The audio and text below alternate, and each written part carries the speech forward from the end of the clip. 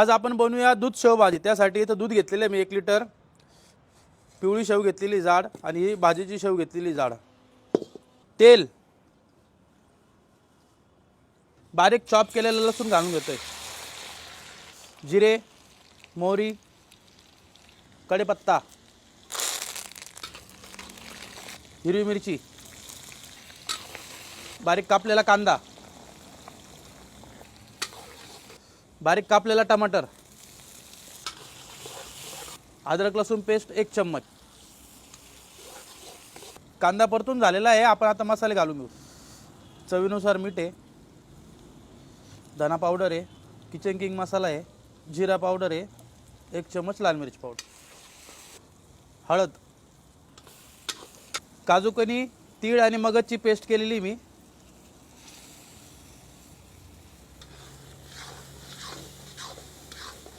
व्यवस्थित मिक्स करून घेऊ आपण। ग्रेव्ही आपली चांगली फ्राय झालेली आहे। आपण याच्यामध्ये गरम पाणी घालून घेऊ।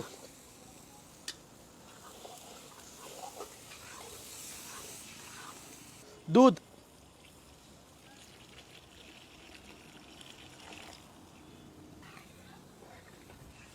चांगली उकळी येऊन देऊ। उकळी आल्यानंतर आपण याच्यामध्ये शेव घालून घेऊ। ही शेव भाजी मी 10 ते 15 लोकांसाठी बनवलेली आहे। 1 लिटर दुधामध्ये शेव, मसाला शेव, कस्तुरी मेथी, 2 मिनिटं आपण अशीच कमी याच्यावर उकळून घेऊ, तिला घट्ट होतो। कोथिंबीर,